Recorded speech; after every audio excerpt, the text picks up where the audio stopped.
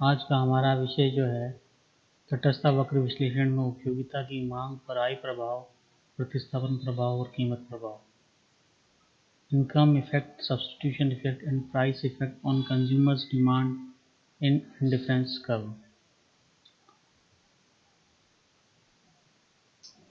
तटस्थ वक्र विश्लेषण के अंतर्गत हम उपयोगिता मार्शल, इससे पहले जो मार्शल ने जो थ्योरी दी थी उपयोगिता विश्लेषण की, उसके अंतर्गत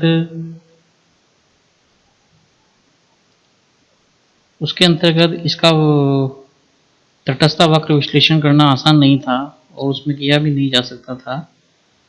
तो तटस्थ वक्र विश्लेषण में उपभोक्ता की आय में परिवर्तन तथा वस्तुओं के मूल्य में होने वाले परिवर्तनों से उपभोक्ता की मांग पर पड़ने वाले प्रभावों को पूर्ण स्पष्टीकरण किया जाता है। मतलब तटस्थ वक्र की सहायता से ही हम उपभोक्ता की आय में जो परिवर्तन होता है तथा वस्तु के मूल्य में होने वाले परिवर्तन से उपभोक्ता की मांग पर जो प्रभाव पड़ेगा उसका अध्ययन करेंगे कि भाई किसी भी उपभोक्ता की मांग में क्या प्रभाव पड़ता है जब उपभोक्ता की आय में परिवर्तन होता है और वस्तुओं के मूल्य में परिवर्तन होता है। तो अब तक की उपयुक्त विश्लेषण में उपभोक्ता की आय तथा वस्तुओं के मूल्य को स्थिर मान लिया गया था। तात्पर्य यह है कि हम जब थ्योरी पढ़ते हैं तो उसमें मानते हैं कि आय और वस्तुओं के मूल्य स्थिर है और उसके आधार पर हम दो वस्तुओं के संयोग का चुनाव कर रहे थे।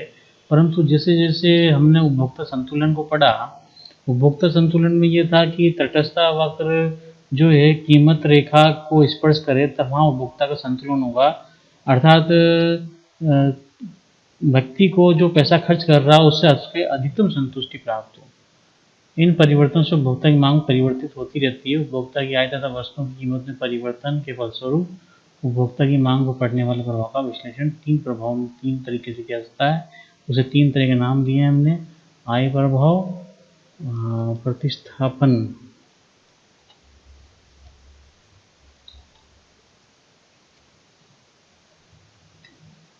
प्रतिस्थापन प्रभाव और कीमत प्रभाव को मूल्य प्रभाव भी कहते हैं। तो सर्वप्रथम जो हम अध्ययन करेंगे वो है उपभोक्ता की मांग पर आय का प्रभाव क्या होता है, यानी कि व्यक्ति की उपभोक्ता होता है, जो कंज्यूमर होता है, उसकी मांग जो होती है उस पर इनकम का क्या इफेक्ट होता है। जैसे इनकम बढ़ती है घटती है तो उसका उपभोक्ता की मांग पर क्या प्रभाव होता है और उससे किस किस तरह की चीज़ें निकल कर सामने आती है, तो इसका अध्ययन करेंगे। यदि वस्तुओं की कीमतें यथास्थिर रहे तथा उनके सापेक्षिक भाव में कोई अंतर ना हो, मतलब यहाँ कह रहे हैं केवल इनकम इफेक्ट की बात कर रहे हैं, इसलिए कीमतों को हमने यथास्थिर माना, कीमतों में कोई परिवर्तन नहीं होगा और उनके सापेक्षिक भावों में अर्थात प्रतिस्थापित वस्तुओं पूरक वस्तुओं में किसी प्रकार कोई परिवर्तन नहीं आएगा, केवल उपभोक्ता की आय में परिवर्तन हो जाए, मतलब उपभोक्ता की आय में कम हो जाए या ज़्यादा हो जाए, केवल उपभोक्ता की इनकम का क्या इफेक्ट होगा डिमांड पे जब कीमतें और सापेक्षिक कीमतें स्थिर रहें। उपभोक्ता की आय में वृद्धि या कमी हो जाए तो उपभोक्ता की आय में वृद्धि या कमी के फलस्वरूप उसकी मांग में वृद्धि या कमी हो सकती है। अतः उपभोक्ता की आय में परिवर्तन के फलस्वरूप उसकी मांग पर पड़ने वाले प्रभाव को आय प्रभाव कहते हैं। अर्थात क्या कहना चाहता है ये कि उपभोक्ता की आय में जो परिवर्तन होता है उसके कारण उपभोक्ता की मांग पर जो प्रभाव पड़ता है उसे हम इनकम इफेक्ट कहते हैं। आय में परिवर्तन से उपभोक्ता का नया संतुलन स्थापित होता है। जैसे जैसे उसकी इनकम चेंजेस हो जाती है तो उपभोक्ता का संतुलन भी परिवर्तित होता है। अन्य बातों के समान रहते हुए आय में वृद्धि होने से उपभोक्ता वस्तुओं की अधिक मात्रा क्रय कर सकता है। सामान्य सी बात है कि यदि आय में वृद्धि होती है तो उपभोक्ता अधिक मात्रा क्रय करता है और उच्च संतुष्टि बिंदु के नए संतुलन पर पहुंच जाता है। तो सामान्य सी बात है कि यदि वो ज़्यादा वस्तुओं का उपभोग करेगा, अधिक मात्रा में क्रय करेगा तो उसके संतुष्टि स्तर भी बढ़ेगा और वो नए संतुलन बिंदु पर पहुंच जाएगा। आय में कमी होगी तो कम वस्तुओं का क्रय करेगा और वो नीचे की तरफ संतुष्टि बिंदु पर पहुंचेगा, अर्थात नीचे के तटस्थ वक्र पर पहुंचेगा, क्योंकि वस्तुओं के सापेक्षिक मूल्य में कोई अंतर नहीं आया। ना होने से कीमतों का अनुपात समान रहता है। अतः मूल्य रेखाएं प्राइस लाइन आय में कमी अथवा वृद्धि होने पर साथ साथ समानांतर गिरती बढ़ती है। मतलब जो मूल्य रेखाएं, क्योंकि बजट लाइन जो है, क्योंकि आय बढ़ रही है तो बजट लाइन ऊपर की तरफ जाएगी और आय घट रही है तो बजट लाइन भी नीचे की तरफ आएगी। उपभोक्ता की आय बढ़ने पर मूल्य रेखा ऊंचे तटस्थ वक्र की स्पर्श रेखा बनकर उपभोक्ता की अधिक संतुष्टि वाले नए संतुलन को व्यक्त करता है। इसके विपरीत उपभोक्ता की आय में कमी होने पर मूल्य रेखा निम्न तटस्थ वक्र की स्पर्श रेखा बनकर कम संतुष्टि वाले संतुलन बिंदु को व्यक्त करती है। इस डायग्राम के माध्यम से हमें ये बिल्कुल क्लियर हो जाएगा। आप इस डायग्राम के माध्यम से समझते हैं। तो जैसे कि ये बताया A0 B0 हमारी प्राइस लाइन है और हमने पढ़ा भी पहले। तो जैसे जैसे इनकम बढ़ रही है तो हम ज़्यादा मात्रा क्रय कर सकते हैं Y वस्तु की और X वस्तु की, क्योंकि हमारी इनकम बढ़ गई है। इस डायग्राम के माध्यम से समझेंगे तो जैसे कि हमारी इनकम बढ़ती है तो हमारा उपभोक्ता का संतुलन भी ऊपर बढ़ता जाता है, और यदि आय कम होती चली जाएगी तो समानांतर ये जो मूल्य रेखाएं वो बताइए समानांतर पीछे की तरफ बढ़ती होती जा रही है। तो इस E0 हमारा एक संतुलन आया इस IC1 पर और इस मूल्य रेखा पर A0 B0 पर। तात्पर्य ये है कि इस संतुलन बिंदु जो हमारी इनकम होगी, बजट लाइन हमको शो कर रही है कि हमारी इनकम इस स्तर की है। या तो हम OB0 और O को हम खरीद सकते हैं। तो जैसे हमारी इनकम बढ़ेगी हम नए संतुलन बिंदु पर पहुंचेंगे तो हमारा संतुलन बिंदु E0 हो जाएगा, क्योंकि आपको पता है कि उपभोक्ता का संतुलन कहाँ होता है, जहाँ तटस्थ वक्र कीमत रेखा को स्पर्श करे। और फिर जैसे जैसे इनकम बढ़ती चली जाएगी हमारा संतुलन का बिंदु भी बढ़ता चला जाएगा, और यदि इनकम कम होती चली जाएगी तो संतुलन का बिंदु भी पीछे की ओर आता जाएगा। ये जो रेखा है वो प्राइस लाइन को बताया और ये तटस्थ वक्र को। तो हमारा E0 तो ये जो विभिन्न संतुलन के बिंदु है इनको मिलाते हुए एक रेखा खींची जाए, क्योंकि इनकम बढ़ती जाए तो इसे हम कहते हैं आय उपभोग वक्र। आय उपभोग वक्र कौन सा होता है, जहाँ अगर आय में जो परिवर्तन हो रहा है, आय में हुए परिवर्तनों के फलस्वरूप उपभोक्ता के विभिन्न संतुलन बिंदु को, ये विभिन्न संतुलन, इस आय स्तर पर ये संतुलन है, इस आय स्तर पर ये संतुलन है, तो ये विभिन्न आय स्तरों पर जो संतुलन के बिंदु आ रहे हैं इनको बिंदु को मिलाते हुए एक रेखा खींची जाए तो वह आय उपभोग वक्र कहलाती है। तो यहाँ हमको पता लगा आय उपभोग वक्र क्या होता है, आय में परिवर्तन के फलस्वरूप उपभोक्ता के विभिन्न संतुलन बिंदुओं को जोड़ती हुई एक रेखा खींची जाए तो वो आय उपभोग वक्र को बनाएगी। और ये विभिन्न संतुलन बिंदु पर उपभोक्ता की आय के कारण होने वाले प्रभाव को दर्शाया। नेक्स्ट, ये जो डायग्राम है वो बताता है कि यदि ICC1 ICC2 जैसे आय उपभोग वक्र है, यदि वो इस ओर आया, इस ओर गया, इस ICC3 की तरफ गया, ICC4 की तरफ गया, ICC5 की तरफ गया, तो ये बताएगा कि हमारी जो X वस्तु है या Y वस्तु है वो सामान्य वस्तु है या निकृष्ट वस्तु है, घटिया वस्तु है। तो उसको बताता है ये, इसको स्लोप से हमको पता लगता है कि उपभोक्ता की रुचि पर निर्भर करता है। आय उपभोग वक्र बाएं से ऊपर दाईं ओर उठता है। सामान्य रूप से जो आय वक्र हमने देखा वो नीचे बाएं से ऊपर दाईं ओर उठ रहा है। इसका मतलब ये है कि हमारी X वस्तु और Y वस्तु दोनों ही सामान्य वस्तु है, इस तरह से ICC3 की तरह। तो हम इस डायग्राम को आगे समझते हैं। जैसे कि मान लीजिए ICC1 है तो X वस्तु तो श्रेष्ठ है और Y वस्तु घटिया। जैसे ICC1 से तात्पर्य होगा कि हम नीचे की ओर जा रहे हैं। तो जैसे जैसे हमारी इनकम बढ़ती चली जाएगी तो उपभोक्ता का संतुलन, विभिन्न संतुलन बिंदु इस तरफ आता चला जाएगा। तो हमारी X वस्तु तो श्रेष्ठ वस्तु हो जाएगी क्योंकि X वस्तु तो बढ़ती जा रही है और ICC1 नीचे की तरफ आ रहा है, इसका मतलब Y वस्तु कम होती चली जा रही है। तो आय बढ़ने पर भी Y वस्तु की मात्रा में कमी होती चली जा रही है।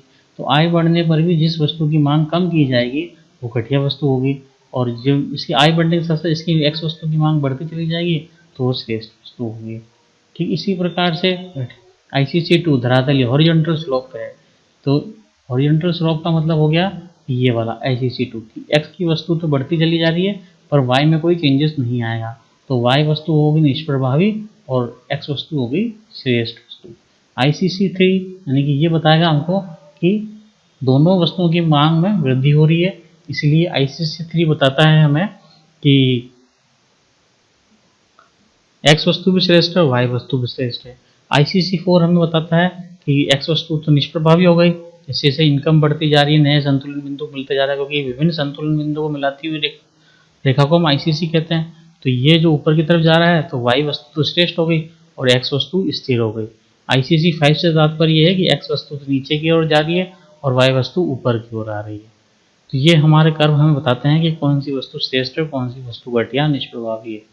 ये उसको मैंने टेबल के माध्यम से बता दिया कि ICC 4 जो लंबवत थी निष्प्रभावी था और श्रेष्ठ था, ICC 5 में घटिया और श्रेष्ठ। ये जो डायग्राम बनेगा वो ICC कर्व है जो कि हमारा पीछे की तरफ जा रहा था ICC 5। ये इस प्रकार से बनेंगे जैसे इसे I के विभिन्न संतुलन बिंदु हमें मिले P, Q, R, S, T, U, V। तो इसका तात्पर्य ये कि हम जैसे जैसे शुरू में हमारी इनकम बढ़ी, फिर हम देख रहे हैं कि इनकम तो बढ़ती जा रही है परंतु X वस्तु की मात्रा कम होती चली जाएगी। तो X वस्तु की मात्रा कम होती चली जा रही है तो X वस्तु घटिया हो गई और Y वस्तु श्रेष्ठ हो गई। आगे आते हैं एंजिल कर्व पे। एंजिल कर्व क्या होता है? एंजिल कर्व जो होता है,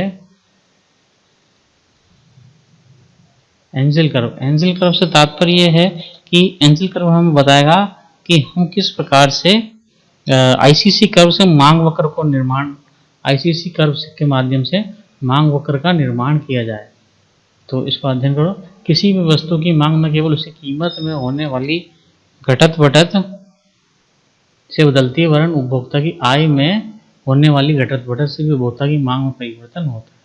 मतलब मांग में केवल कीमत में होने वाले परिवर्तन के कारण नहीं बल्कि उपभोक्ता की आय में जो परिवर्तन होता है उसके कारण भी उपभोक्ता की मांग में परिवर्तन हो जाता है। उपभोक्ता की आय में वृद्धि होने पर सामान्य उसकी वस्तु की मांग भी बढ़ जाती है। जैसे सामान्य सी बात है, उपभोक्ता की आय में वृद्धि हो गई तो उसकी मांग भी बढ़ जाएगी, जबकि आय घटेगी तो मांग भी घट जाएगी। तटस्थ वक्र विश्लेषण के अंतर्गत आय में परिवर्तन से, ये जो कर्व है, आय में परिवर्तन से उपभोक्ता की मांग में होने वाले परिवर्तन को एंजिल वक्र द्वारा दर्शाया जाता है। आय में परिवर्तन से उपभोक्ता की मांग में होने वाले परिवर्तन को एंजिल कर्व द्वारा दर्शाया जाता है। एंजिल कर्व क्या हो गया?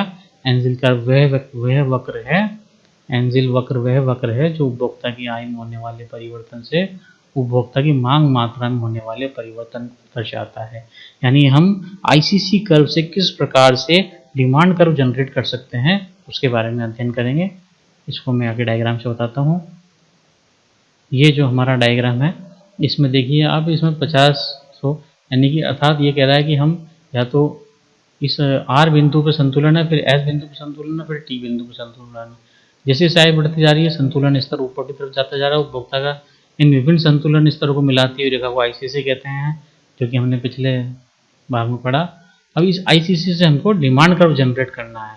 यानी कि आप देखिए जब 50 वस्तु एक्स आय की राशि, तो यानी कि जब व्यक्ति की आय 100 रुपये थी तो उसका संतुलन बिंदु 8 था और वो एक्स की 50 वस्तुओं का क्रय कर रहा था। तो 100 रुपये पे हमने कहा 50 रुपये की उसकी आय, ये बिंदु आया। फिर 200 रुपये जैसे उसकी आय बढ़ी तो उसने 100 वस्तुओं का क्रय करा एक्स वस्तु, और जैसे उसकी आय 300 रुपये हुई तो उसने 150 वस्तुओं एक्स की क्रय करी। तो यहाँ हमने एक्स की वस्तुओं को लिया है आर से सीधा, यहाँ इस प्रकार से ये टी से बिंदु आया, और आय स्तर हमने यहाँ बताया है वाई एक्सिस पर। तो इस प्रकार से 100, 200, 300, तो एल एम एन जो 3 बिंदु आए, इन तीनों बिंदु को मिलाया हमने तो एंजिल कर्व हमारा बन गया। तो एंजिल वक्र की व्युत्पत्ति हो गई। एंजिल कर्व क्या था? एंजिल कर्व था कि जो उपभोक्ता की आय में होने वाले परिवर्तन से उपभोक्ता की मांग मात्रा में होने वाले परिवर्तन को दर्शाता है। यानी इस आय में होने वाले परिवर्तन से मांग मात्रा में होने वाले परिवर्तन को दर्शाएगा एंजिल कर्व। और ये किससे व्युत्पत्ति होती है? आईसीसी से इसकी व्युत्पत्ति होती है।